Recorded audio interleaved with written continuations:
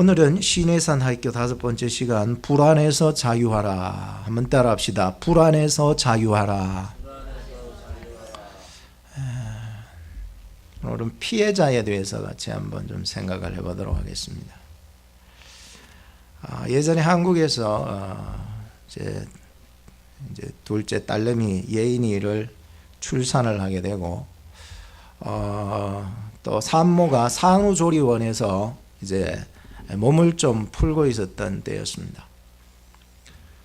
방에서 몸을 풀다가 시간이 되면 아기를 볼 수 있게 되거든요. 그냥 막 들어가는 게 아니고, 그래서 시간이 돼서 아기를 보려고 저희 아내가 2층으로 올라가서 아기 있는 곳으로 올라갔는데, 그 사이에 도둑놈이 들어가지고 밑에 저기 방에, 산후조리원 쉬고 있는 방에 들어와 가지고는 그때 예일이가 6살이었어요.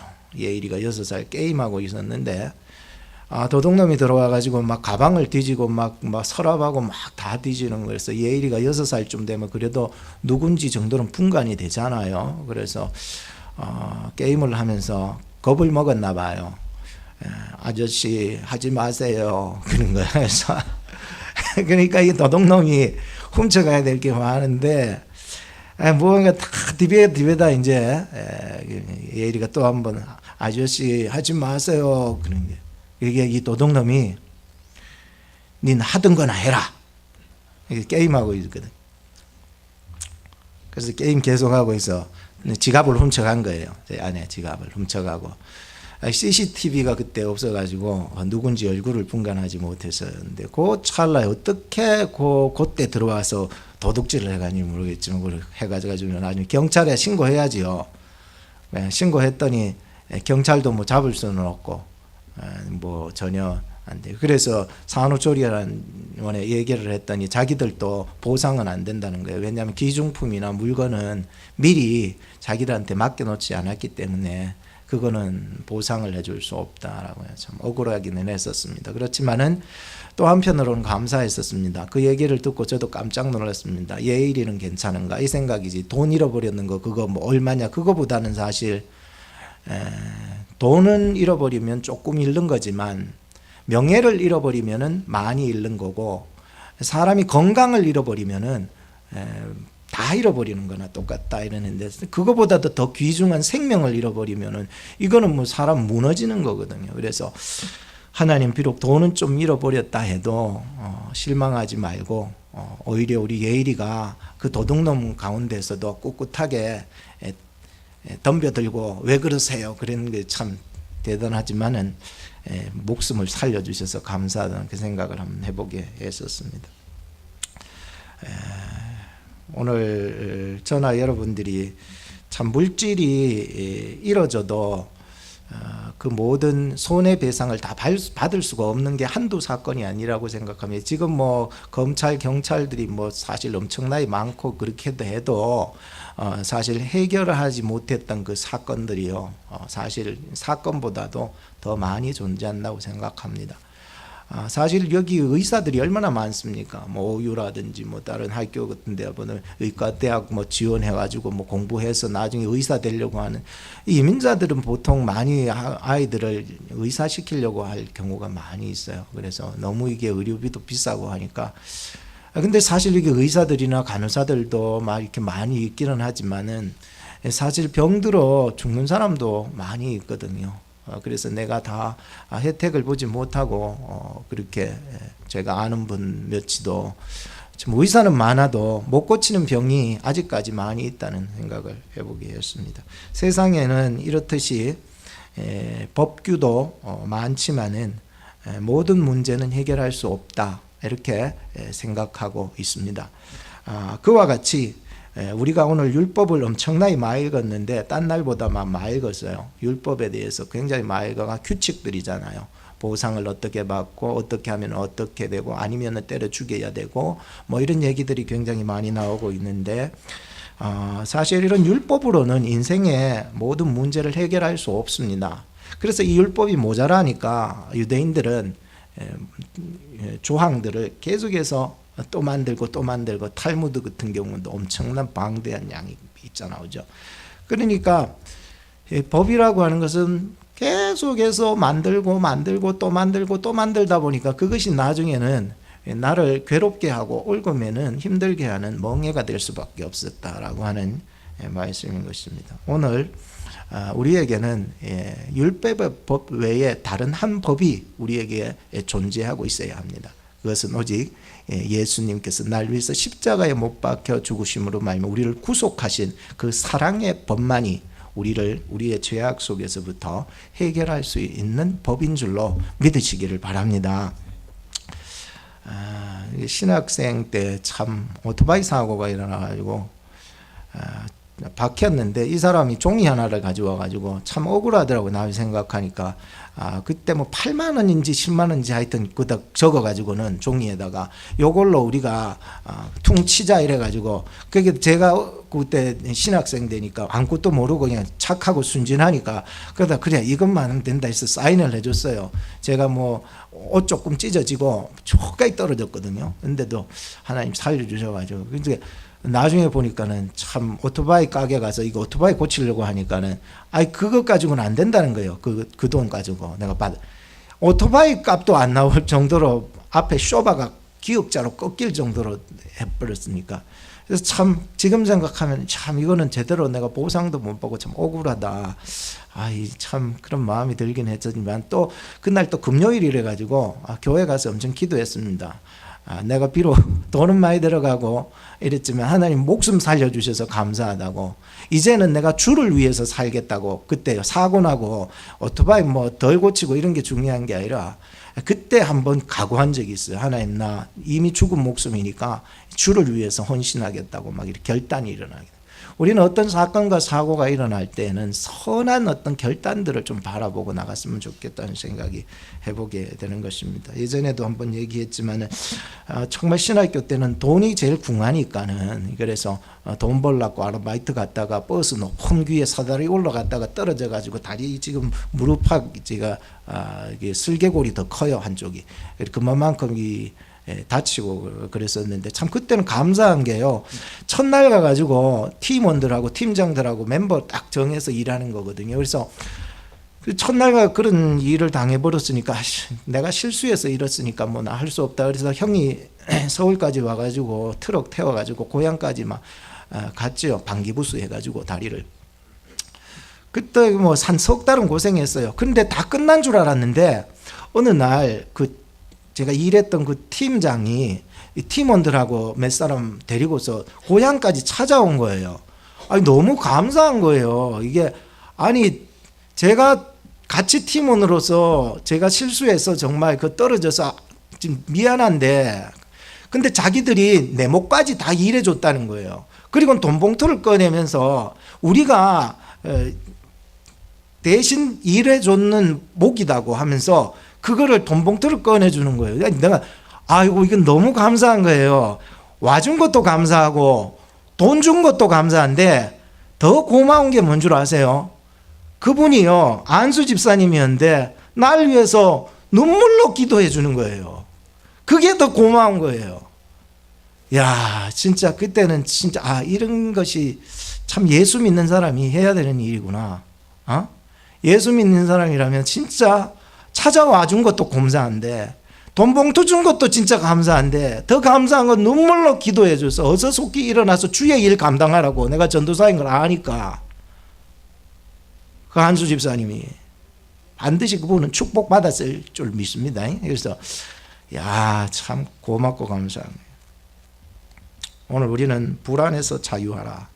사람들은 다 하나같이 피해를 입고 살아가는 사람들입니다. 하나같이 물어보면 난 다 피해자라고 생각하고 살아가는 사람들이 너무 많습니다. 이런 속에서 우리는 원망하고 불평하고 좌절하고 낙심하지 말고 오늘 말씀을 통해서 좀 회복이 되고 그리스도 앞으로 더 전진해 나가는 말씀이 되었으면 하는 것입니다. 첫 번째로는 세상이 줄 수 없는 보상이 있습니다. 세상에 살다 보면 진짜 분통이 터져가지고 진짜 억울해가지고 미칠 지경의 그러한 일을 당할 때가 있어요. 그럴 때 절대로 낙심하지 마세요. 하나님의 말씀을 기억하세요. 베드로전서 2장 9절에 보면 애매히 고난을 받아도 하나님을 생각함으로 슬픔을 참으면 이는 아름다운 것이다. 이렇게 기록하고 있습니다. 로마서 12장 19절 말씀에 보면은 우리가 억울한 일 당하고 분통이 터져도 내가 친히 원수를 갚지 말라고 했었습니다. 하나님께 맡기래요. 그러면은 하나님께서 갚아주신다고 말씀해 주셨어요. 그래서 우리는 아무리 분통이 터지고 억울한 일 당해도 내가 저거 보복하겠다고, 안갚음하겠다고 분통 터지는 대로 말하고 행동하고 안갚음하면 절대 안 된다는 게, 이게 예수 믿는 사람이에요. 왜냐하면 내가 정말로 잃어버리는 것 같아도, 시간을 잃어버리고 내가 이를 통해서 뭔가 많은 것을 손해보는 것 같아도 하나님께서는 반드시 하나님을 의뢰하는 자를 손해보지 않게 하실 줄로 믿습니다. 그렇기 때문에 여러분들이 정말로 내가 이곳에 와서 내가 너무 손해보는 거 아닌가 이렇게 생각하지만, 하나님은 이미 나의 앞길을 아셔서 저 앞에서 이미 축복의 보상금을 한 보따리 예비해서 준비해 놓고 계시기 때문에 이 어려운 상황과 애매히 고난을 받고 억울하고 분통이 터져도 분내지 마세요. 그건 안 좋은 거예요.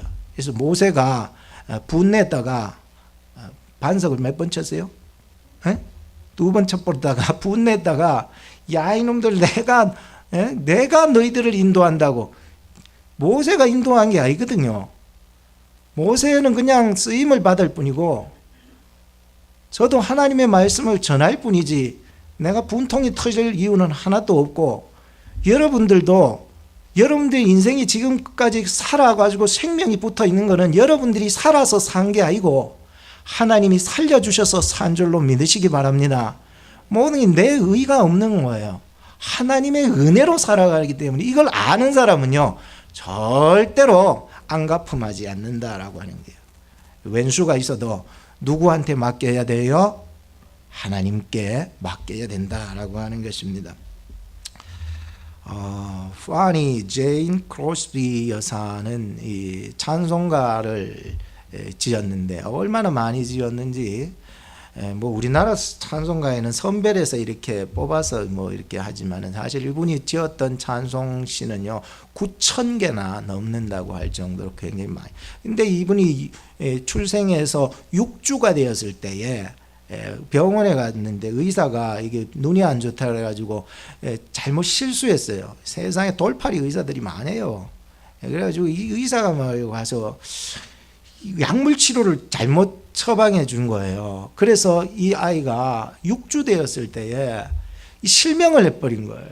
그때부터 앞을 보지 못해가 95세까지 진짜 오래 사시긴 사셨어요. 하나님께서요 진짜 감사하는 사람에게, 찬송하는 사람에게 생명을 더해 주시는 거예요. 원망과 불평과 근심과 염려하면은 우리의 생명이 단축된대요. 뼈가 아프대요. 완전히. 그러니까 여러분들 한번 따라 합시다. 항상 기뻐하라. 쉬지 말고 기도하라. 범사에 감사하라. 우리 옆에 사람한테 인사하지. 감사하며 살아갑시다. 시작. 뜻든지 감사하며 살아가세요. 찬송하며 사니까는 앞이 안 비도 95세까지 살아버린 거예요. 너무 감사한 거죠. 오래 살았다는 게 중요한 게 아니고 어떻게 살았냐가 중요한 거죠.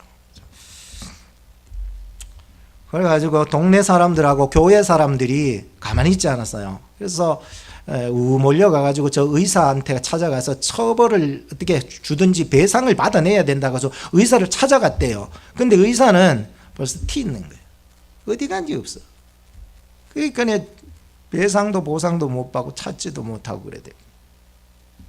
이 파니는 1살 때에 그만 또 아버지가 돌아가시고 그랬네. 아니 생계가 지금 어려워가지고 어머니가 딴 집에 가가지고 일해야 될 처지가 돼요. 그래서 할머니 손에 키워지게 되었었는데 할머니가요 참 믿음의 할머니였어요. 참 감사해요. 여기 계신 우리 할머니들도 믿음의 할머니가 되어야 되는 거예요.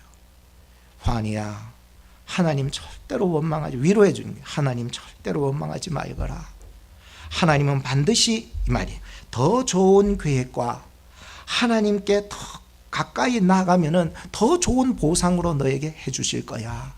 절대로 실망하지 마. 할머니가요, 안고는 얘한테 계속 말씀을 가르치면서 위로해주고 격려해주기 시작한 거예요. 그리고는요, 이 할머니께서 눈과 손과 발이 되어주시고 자연의 아름다움을 다 가르쳐주시기 시작한 거예요. 환희가 나중에 자라서 그런 말을 한 거예요. 저는 어머니께서 저에게 매일 성경을 읽어주셨대요. 어머니의 신앙도 엄청 받았어요. 어머니가 신앙으로 키웠고 했는데 어머니가 매일 성경을 읽어주시기는 하셨지만은 나에게 말씀을 깊이 가르쳐 주시고 인도하신 분은 우리 할머니였다고 이렇게 고백한 거예요. 할머니의 입술의 말씀이 내 마음속에 들어와서 뿌리를 내렸다는 거예요. 그리고 할머니가 돌아가시기 바로 직전에 이런 질문을 던졌습니다. 환희야, 꼭 묻고 싶은 게 한 가지 있단다. 뭐예요, 할머니? 환희야, 저 높은 곳에 우리 아버지 집에서 꼭 다시 만나자고 말해줄 수 있겠니? 라고 이렇게 질문한 거예요. 그래서 이 환희가 할머니, 하나님의 은혜로 제가 꼭 할머니와 저 천국에서 다시 만날 걸 약속할게요. 그렇게 얘기하고 주님 감사합니다. 숨을 거뒀대요, 할머니가. 그리고 1850년 이 환희가 어떤 부흥회 집회에 참석을 하게 되었었는데 그때 은혜를 받았어요. 큰 은혜를 받아가지고는 이 말씀이 있는 사람은요 은혜를 받게 돼요. 그래서 집회에 가서 말씀 속에 은혜를 잔뜩 받으니까 그때 결단을 한 거예요. 하나님, 내 모든 생애를 하나님 앞에 다 올려드리겠습니다. 결단을 해버린 거예요. 그리고 나니까 이제 좋은 남편도 만나게 되더라고요. 그래서 음악가이고 성실하고 신앙심 좋고 이런 남편 참 구하기 힘들거든요. 우리 여기 계신 우리 젊은이들도 참 잡이 좋고 신앙 좋고 참 성실한 그런 남자들 기도하세요. 그러면은 진짜 하나님께서 이 앞 못 보는 사람한테 무슨 그런 사람이 붙겠나 생각하는데 하나님께서요 인도하시면은요 그 사람은 단점이 안 보이고 장점만 보이게 되는 거예요. 좀 이상하죠. 그래서 이 남자가 음악가에다가 성실한 데다가 또 신앙심도 있는 남자였어요. 그래가지고 만나가지고는요 이 환희가 뭘 잘하냐면은 이제 앞이 안 보니까 다른 것이 발전이 돼요. 참 그러니까 다른 쪽이 발전이 되니까 시를 쓰는데 우리 마음을요 엄청나게 감동시키는 시를 막 써내려가게 돼요. 보이는 것에 집중하면은 현상이지만 보이는 것이 막혀지니까는 이것이 보이지 않는 거잖아요. 그러니까 여기에 대해서 보이지 아니하는 그 하나님에 대해서 시를 써나가는데요. 이 시를 쓸 때마다 자기 그 남편이 음악가니까 그걸 가지고 곡을 붙이는 거예요. 곡을 다 붙여가면서 같이 노래하는 거예요. 얼마나 행복한지 오래오래 행복하게 사는 내용이었어요. 참 그가 평생 동안 9,000여 곡을 넘게 만들 우리 찬송가 대부분 뭐 짚으면은 다 크로스비 찬송이 대부분 나와요. 몇 개만 하자면 찬양하라 복되신 구세주 예수, 나의 갈 길 다가도록 인내하신 구세주여, 예수로 나의 구주 삼고 성령과 피로 거듭나니, 뭐 이런 찬송가들이 다 그분 지었던 거예요. 환희는 할머니 신앙하고 어머니 신앙 안에서 내가 옛날에 눈 잃어버렸던 거, 그 피해의식에 사로잡히지 않았어요. 피해자들은요 하나같이 피해의식에 많이 잡혔는데 요즘 현대인들은 다 하나같이 다 자기가 피해자래요. 그래서 피해의식에 잡히지 않았어요. 환희는 분통하고 억울하고 보복하리라, 내가 진짜 그 저주하리라, 내가 이런 생각을 절대로 가지지 않았어요. 하나님은 반드시 더 좋은 계획을 가지고 계실 줄로 할머니가 말했던 것이 이게 신앙이 되어가지고요, 내가 비록 잃어버리고 안 보여도 하나님께서 나에게 더 좋은 것을 준비하여 주시리라, 그것을 믿고 살았더니 하나님께서요 아픔 못 보게 했지만, 이 땅은 못 보게 했지만 저 천국은 보게 한 줄로 믿습니다. 측량 못할 은혜로 채우시며 늘 성령에 감아주사, 그분이 지은 거예요. 큰 기쁨 중 주님을 찬양토록 내 생활을 도우시네. 그분이 지은 거예요. 크로스비.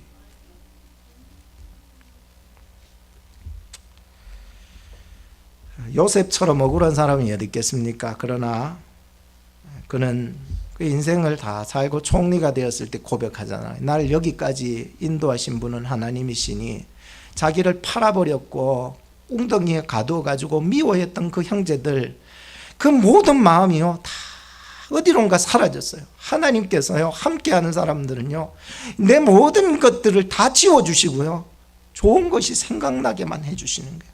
한번 따라합시다. 항상 기뻐하라, 쉬지 말고 기도하라, 범사에 감사하라. 이는 그리스도 예수 안에서 우리를 향하신 하나님의 뜻인 줄로 믿습니다.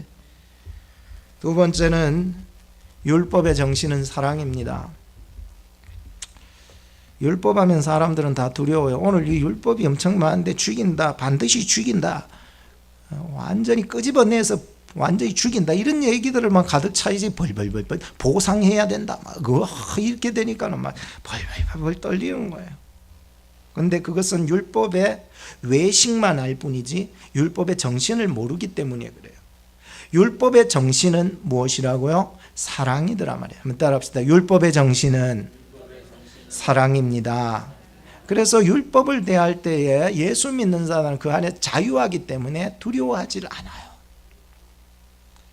지난 주간 그 스틸버러 목사님 가정하고 우리 교회 교역자들, 우리 전사님하고 그래서 가정하고 좀 미팅을 했습니다. 그래서 예수 그리스도 복음으로 우리가 청년들에게 다가가자, 뭐 이런 주제로 가지고 좀 얘기를 나눴습니다. 그리고 나서 식사를 이제 하게 됐는데 뷔페 식당에 갔어요. 스테이크 하나를 일단 먹고 와서 먹고 또 한 사람 가족으로 모자라니까 보통 두세 번은 가야 되잖아. 그래서 두 번째 갔을 때에 베이컨을 좀 담아왔었습니다. 베이컨을 좀 먹으려고 하니까 바로 옆에 우리 아내가, 사모님이 아까 스테이크 먹고 이제 베이컨 또 먹나 이거는 거예요. 아까 스테이크 먹고 지금 베이컨 먹으면 어때요? 그래서 제가 말했어요. 당신은 구약 성경이고 나는 신약 성경이다. 뭘 그렇게 하지 말라, 죽인다, 이런 얘기만 자꾸 했냐고 막 뭐 이래도 얘기를 했더니 옆에 분들이 다 웃고 그랬는데, 제가 아내의 그 규칙, 그 속에 규칙으로만 받지 않았던 이유는, 아내가 그렇게 규칙을 정할 때 법을 정하고 많잖아요. 보통 여자분들이나 혹은 남자분들도 그런 사람 많아요. 근데 그 마음속에 규칙이 많지만 그 규칙마다 사랑이 포함되어 있다는 것을 깨달았다는 얘기예요.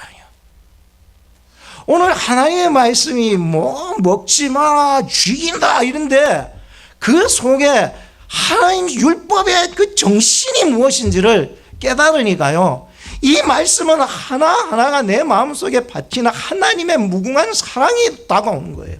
하나님 나 죽이려고 그런 게 아니고 나 너무 사랑해서 그런 거구나라고 하는 거예요.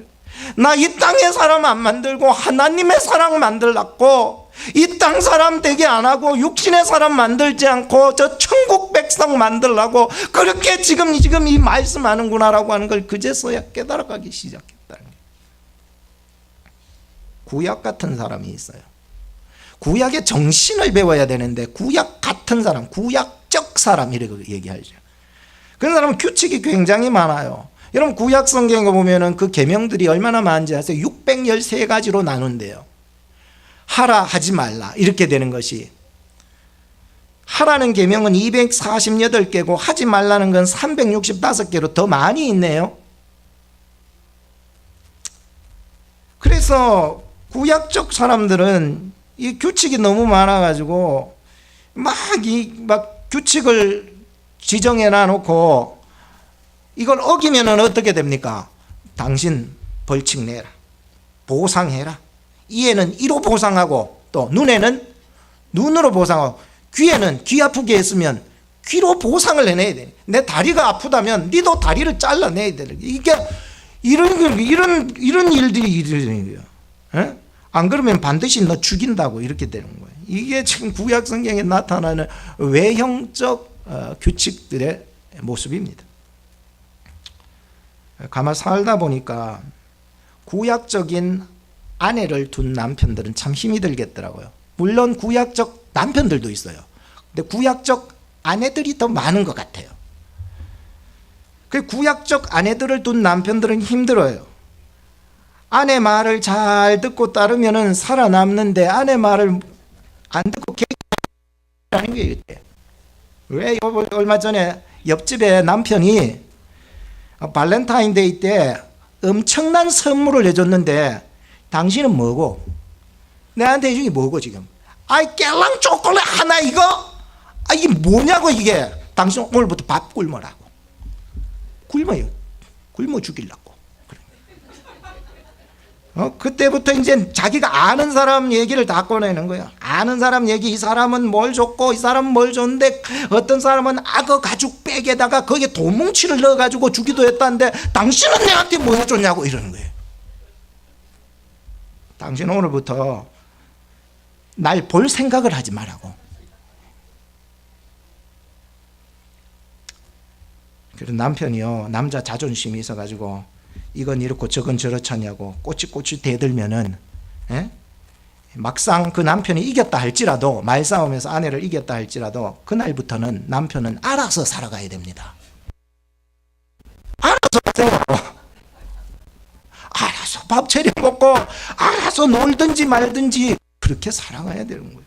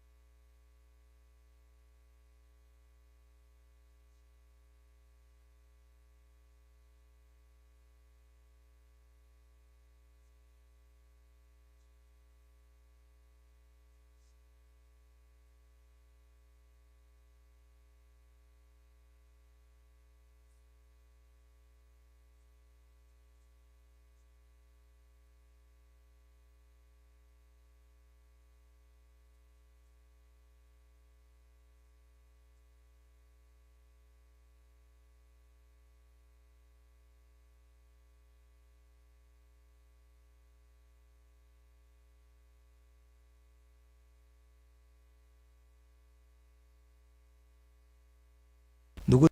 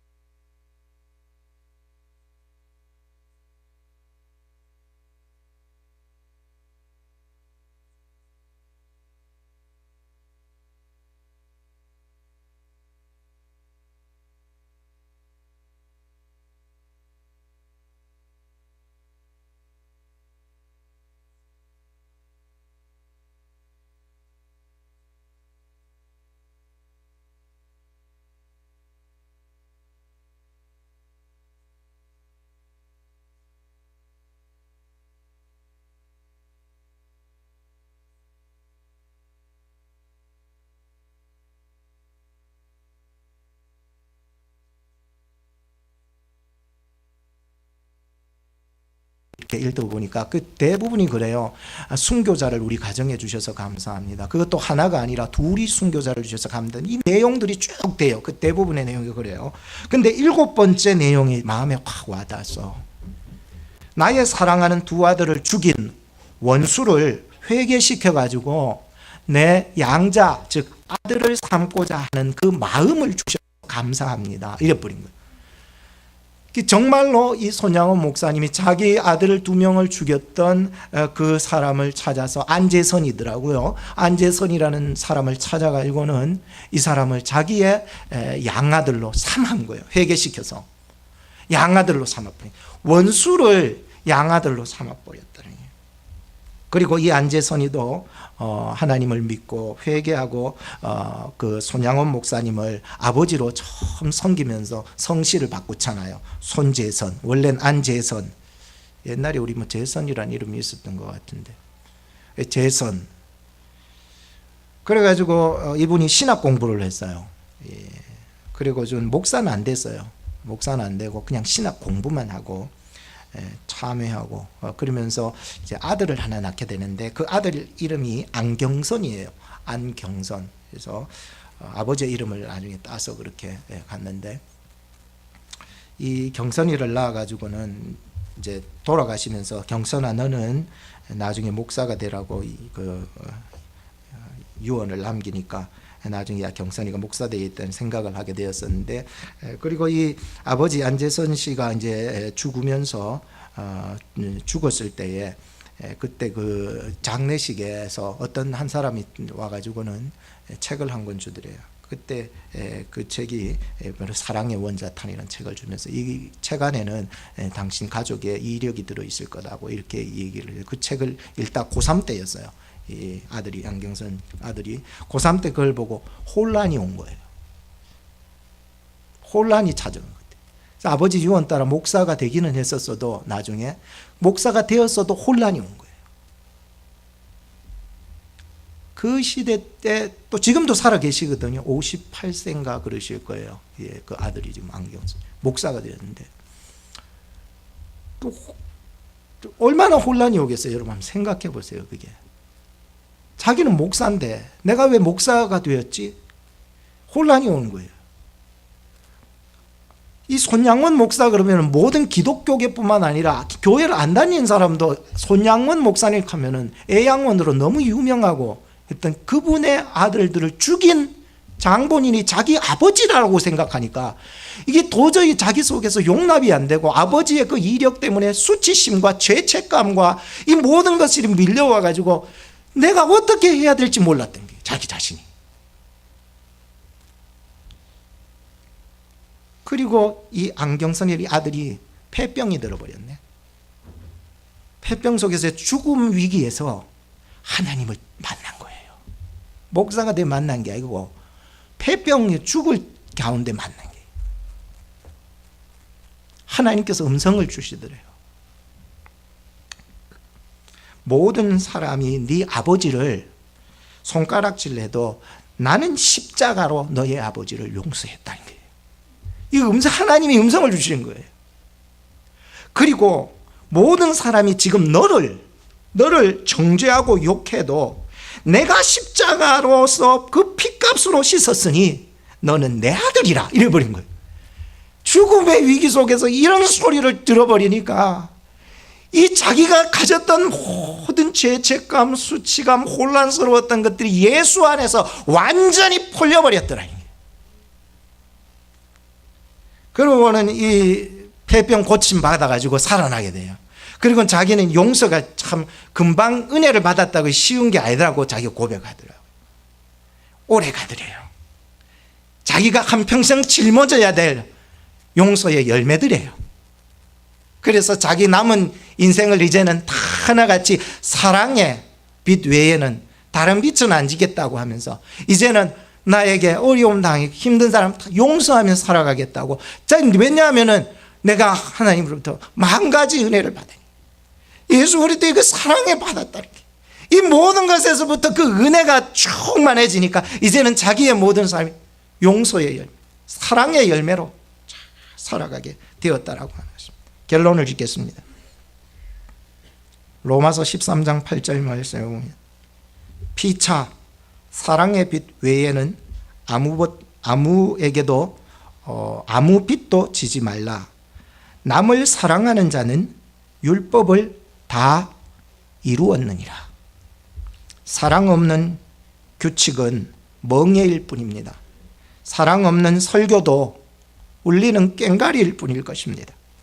사랑 없는 은사도 덕이 되지 못합니다. 사랑 없는 믿음은 아무것도 아니라고 했습니다. 사랑을 따라 살아가는 우리 교회 성도님들이 될 수 있기를 주님의 이름으로 축복합니다. 기도하겠습니다. 참 사랑을 갖게 하옵소서. 상처로 얼룩지고 혼란한 마음 속에 하나님의 사랑이 다시 파도치게 하시고 예수 그리스도 안에서 용서의 기쁨을 얻게 하사 남은 여생 사랑하며 살 수 있게 하옵소서. 예수님의 이름으로 기도하옵나이다. 아멘.